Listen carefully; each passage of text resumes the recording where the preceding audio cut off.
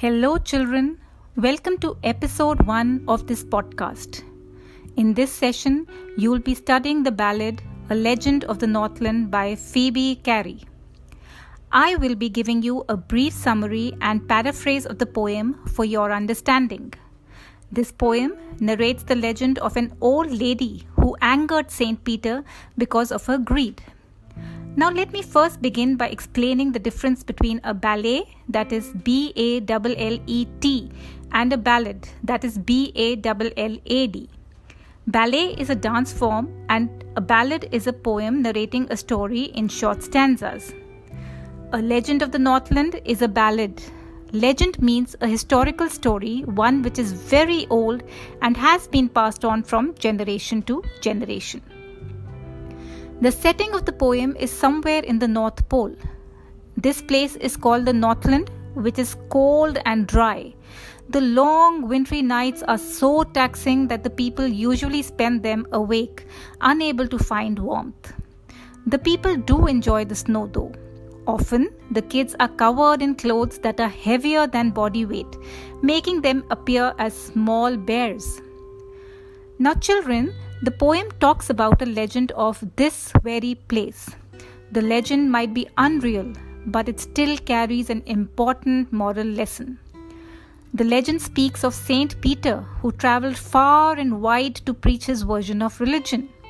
On one of his journeys, he suffered from pangs of hunger and decided to ask a good woman to feed him like a noble Christian. And since she was a baker, he asked her for a single cake. The woman decided to bake one for him, but as it baked, selfishness clouded her goodness. She thought that the cake was too big to give away as charity. Consequently, she decided to bake another one, but this time she needed the dough for a much smaller one. After all, what am I going to get out of it? She thought to herself. Unfortunately, her greed was more powerful than her good judgment, and this cake too she felt was as big as the previous one. She quickly placed it on the shelf.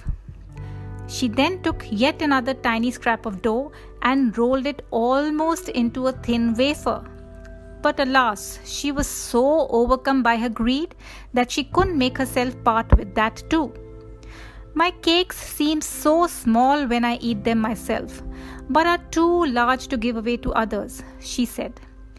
This drama enraged the saint, who was by now faint and weak with hunger and had lost his patience.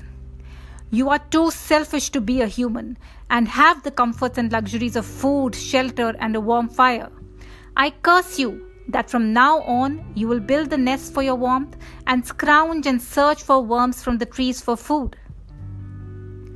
The moment the saint said this, and lo and behold, the woman went through the chimney, and when she came out of the chimney, she had turned into a bird, a woodpecker. Her clothes were black because of the soot, and her head was covered in a red cap which she had been wearing. It is said that the people can still see the bird searching for food in the Northland. So children, the bird and the legend serve as a reminder of the woman's greed and teaches us to stay clear of such toxic beliefs of self-service when there are people who suffer from absolute scarcity and deprivation. Please read the poem thoroughly. There are some literary devices used in the poem. They are repetition, simile, enjambment, and anaphora. Try to find out the lines in which these have been used. Also, try and figure out what is the rhyming scheme of the poem. We will discuss these in the class. Till then, goodbye and stay safe. Thank you.